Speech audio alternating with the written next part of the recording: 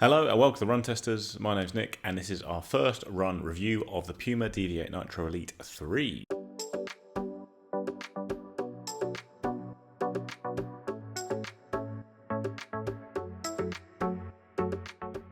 Deviate Nitro Elite 3 is a brand new carbon racing shoe from Puma, the successor to the Deviate Nitro Elite 2.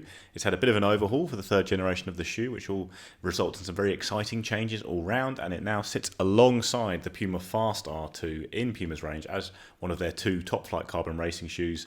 The Fast R is designed to be the more propulsive racing shoe, whereas the Nitro Elite 3 is a fair bit lighter and has a slightly more standard design, it's fair to say. It costs £195 in the UK, $230 in the US. It weighs in at 215 grams or 7.5 ounces in a UK size 9, has an 8mm drop with a stack height of 40mm at the heel and 32 at the forefoot.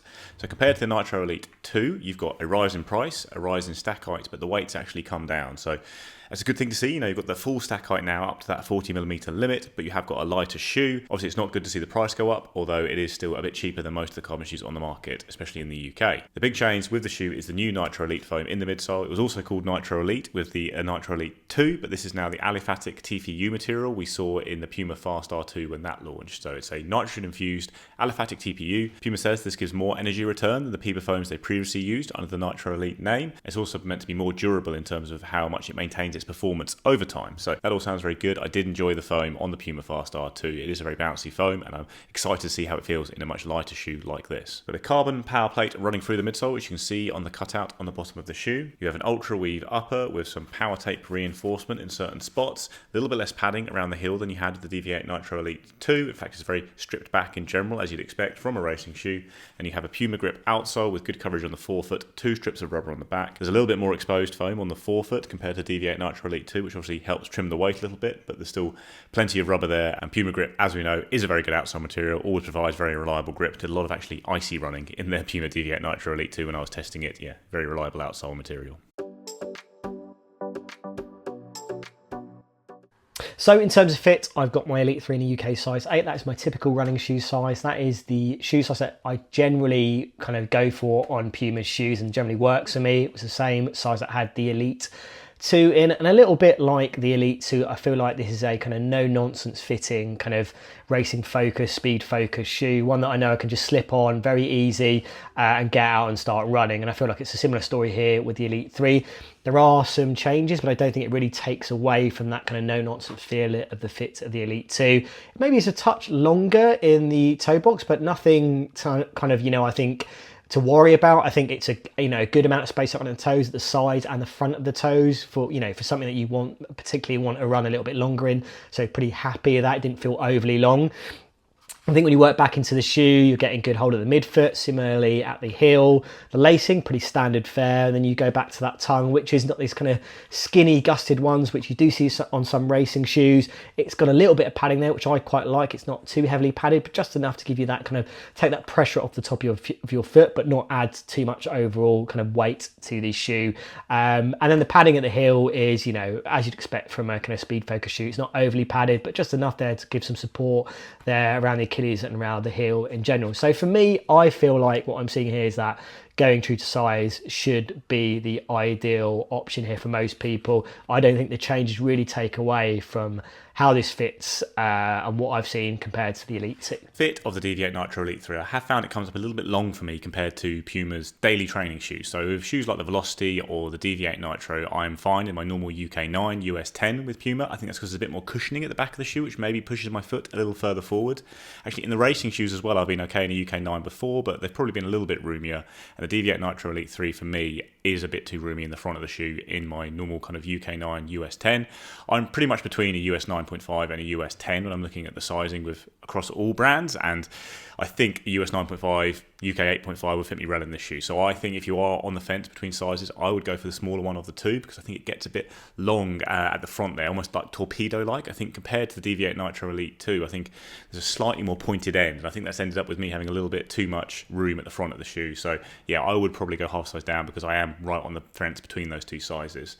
Then at the back of the shoe, no real concerns with it so far. Good hold around the heel and midfoot. Did a long run in it today, and yeah, it's got a nice hold around the back without rubbing or anything like that. So all round, it's got a pretty good fit. I think you're probably going to be okay just sticking with your normal size, but like I say, if you're right on the barrier between two sizes, I would have benefited by going for the smaller one. Hello from London. I'm about to do my first proper run in the Puma Deviate Nitro Elite 3. I have used them for a short shakeout ahead of a race as well, but this is the first time I've used them really in anger. I'm doing 10 times 1k reps at 320 per k pace with a 60-second recovery. Doing it on the road today because all the tracks are in use for sports days at the moment. That's a pretty sharp pace for me, probably around my half marathon pace. Looking forward to giving the shoes a long run out like this to see how they feel.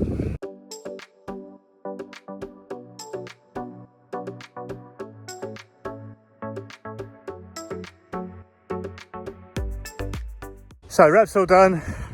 Hit succession with kind of half of them with the wind, half into the wind, but it wasn't that strong. So pace was fairly controlled and even on all of them.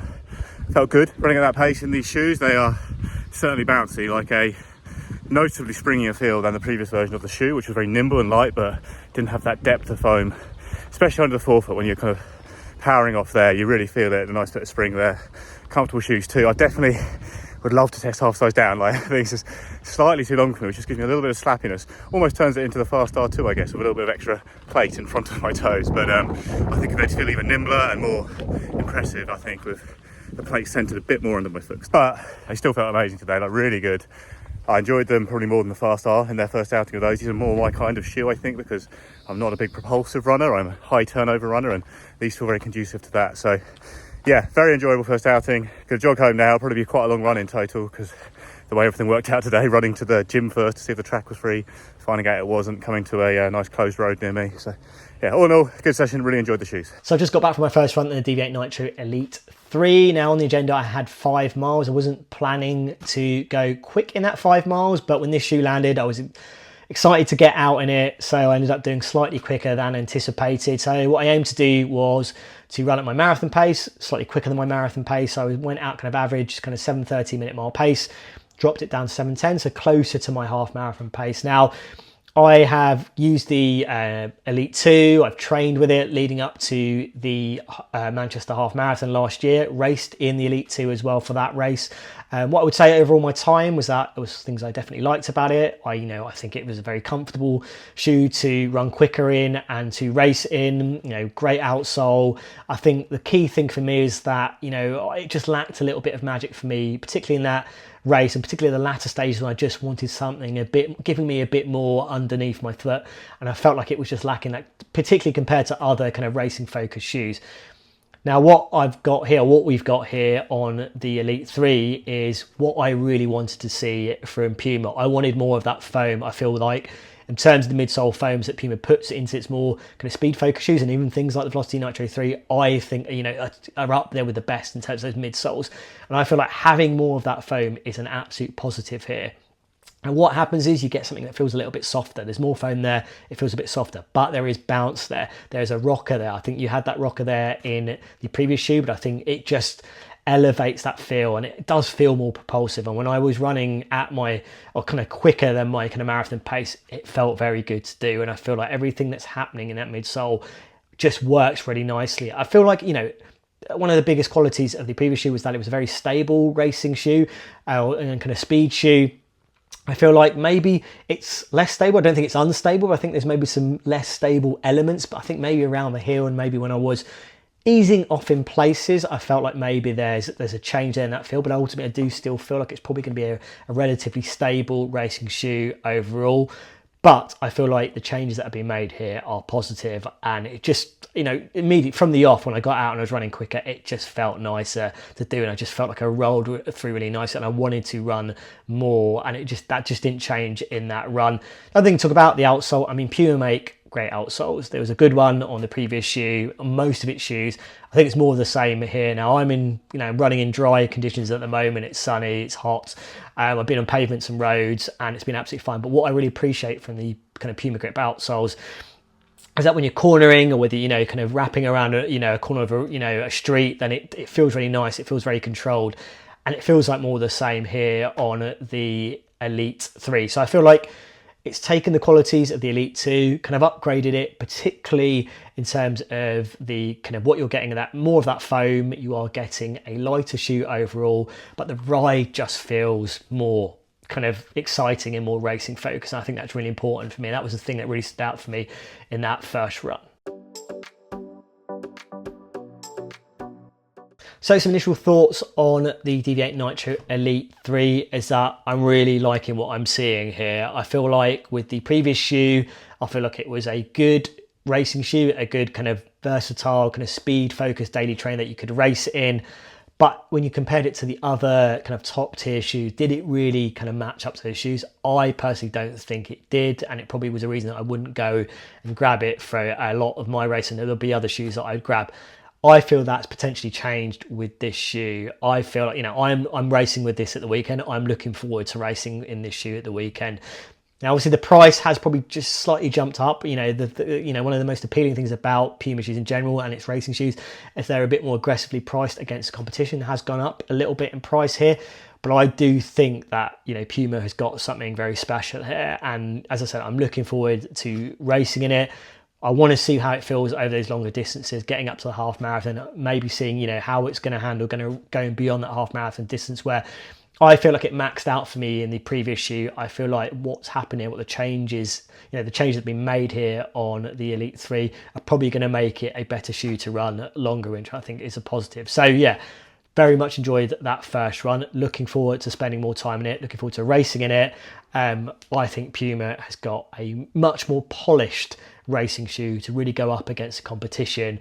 And I think that's, it's great to have another shoe out there to make our lives and, that conundrum of which shoe to kind of grab for racing and for those kind of speed kind of sessions a little bit more difficult to do. So, enjoyable first run in the Deviate Nitro Elite 3. I'm pretty wrecked now, actually, so I'm filming this later this day. It's suddenly got a bit hot in the UK, and I'm obviously not used to it, so that workout in the heat has tired me out a fair bit, but I really did enjoy it. I really like doing 10 times 1K as a workout in general. It's one of my favourite kinds of workouts, and the shoe felt great for me today. I really like the ride of this aliphatic TPU foam. It's got lots of bounce. It's a little bit firmer than some of the really soft Puma foams out there, but certainly not uncomfortable. You get a little bit of give, but you get a nice amount of spring back. I think my very first run in the shoe on the shakeout I did, just a little short run in the shoe. Actually, at the start of the run today, it still felt a little bit stiff all round, I'd say. The plate is very stiff for sure, but that does ease a little bit. So probably only from about 15k into running with the shoe, I felt like it was a lot more kind of relaxed and bouncy and fun to run in. I think I'm very, very stiff straight out of the box, which I didn't necessarily love too much, but I think it has loosened up a bit now. As I mentioned straight after the run, I do feel the ride is a little bit affected by the fact the shoe is just slightly too long, but it's not too much. I certainly feel I can enjoy and appreciate the bounce you get from the shoe. I do think it's Puma's strongest racing shoe yet, is my gut reaction after one run, because although the Fast R2 was a very good shoe for sure, it was a little bit heavy for my taste, and I think you maybe have to run in a certain way to really unlock the maximum bounce from it. I think you're going to get an easier kind of engagement of the plate and the foam in the Deviate Nitro Elite 3, and the lightness is always a benefit in a racing shoe, I would say. So obviously far too early to say how it's going to compare to the market at large after just one run, but certainly I'm intrigued and excited to go and run in this shoe again. Got a really good feeling about it after that first run. I like the foam, I like the setup of the shoe. It's fun to run in, so yeah, good first run out for sure in the Deviate Nitro Elite 3 today.